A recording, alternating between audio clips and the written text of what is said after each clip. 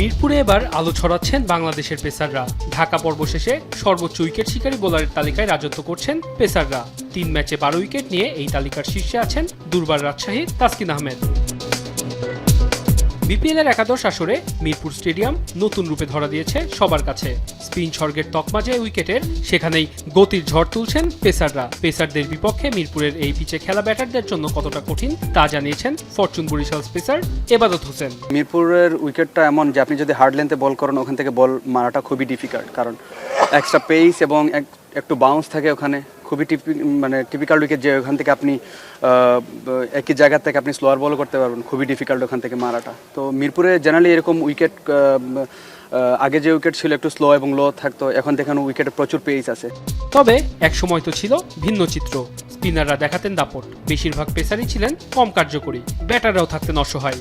Sporting wicket কিভাবে ঘুচিয়ে দিয়েছে মিরপুরের অপবাদ জানিয়েছেন এই তারকা পেসার। এই জায়গাটার উইকেটটা এমনই যে আপনি ভালো জায়গায় বল করলে আপনি উইকেট পাবেন, এবং ব্যাটসম্যানরা যদি টিকে যেতে পারে তারাও রান পাবে। মানে এমন একটা স্পোর্টিং উইকেট, বোলার এবং ব্যাটার দুই ইয়েরই একটু ফেভার থাকে এখানে।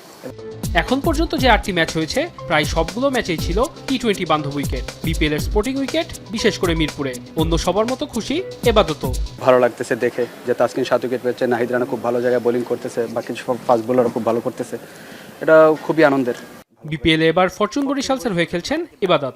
যদিও পাকিস্তানি দুই পেসার শাহিন শাহ আফ্রিদি এবং ফাহিম আশরাফদের কারণে একাদশে সুযোগ পাওয়া হচ্ছে না তার। তবে অনুশীলনে তাদের সঙ্গে ঠিকই কথা হচ্ছে ইবাদতের। সুযোগ পেলেই নিজের সেরাটা নিংড়ে দিতে চান তিনি। ফাহিম আশরাফও আছে বা ওয়াসিউল হক পান্থ এখন।